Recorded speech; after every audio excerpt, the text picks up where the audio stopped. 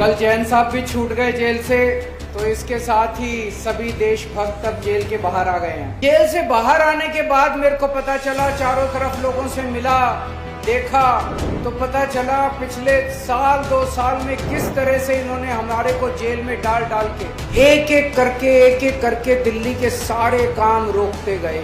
लोग आते हैं मेरे से मिलते हैं, चारों तरफ कूड़ा ही कूड़ा कर दिया, चारों तरफ इन्होंने सड़कों की रिपेयर नहीं होने दी, इन्होंने मोहल्ला क्लिनिक में और अस्पतालों में दवाइयां बंद कर दी, बसों में जो हमने महिलाओं की सुरक्षा के लिए बस मार्शल लगाए थे वो बस मार्शल इन्होंने हटा दिए। तो आज दिल्ली के लोगों ने ट्रेलर देख लिया कि अगर बीजेपी को वोट दे दिया, अभी तो 1 साल बीजेपी का राज था दिल्ली के अंदर, अगर बीजेपी को 5 साल दे दिए तो ये दिल्ली का क्या हाल करेंगे दिल्ली के लोगों ने देख लिया। 9 साल में हमने जितने काम किए, 1 साल के अंदर इन्होंने उन कामों का सत्यानाश कर दिया। मैंने कहा था अब मैं आ गया, अब चिंता मत करना, जितने काम इन्होंने रोके हैं सारे काम एक एक करके शुरू कराऊंगा। सड़कें रिपेयर होनी चालू हो गई कि नहीं हो गई?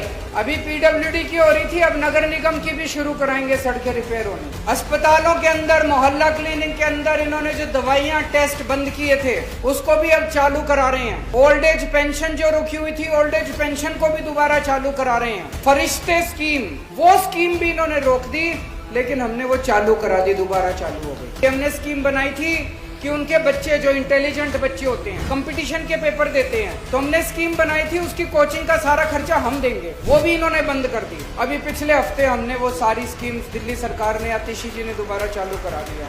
5 साल में हमने जितने काम किए थे, इनका मकसद है वो सारे काम खत्म करने का। क्यों? क्योंकि इनकी 22 राज्यों में सरकारें हैं, हर जगह इनकी आवाज उठने लगी है और इनके पास कोई जवाब नहीं है। कभी काम के नाम पे वोट नहीं मांगे, पहली बार एक पार्टी आई है जो काम के नाम पे वोट मांग रही है। तो ये जो उम्मीद है, ये आने वाला चुनाव, इस उम्मीद को बचाने का चुनाव। आपको आम आदमी पार्टी के कार्यकर्ता के रूप में काम नहीं करना, आपको देशभक्त के रूप में काम करना इस चुनाव के अंदर।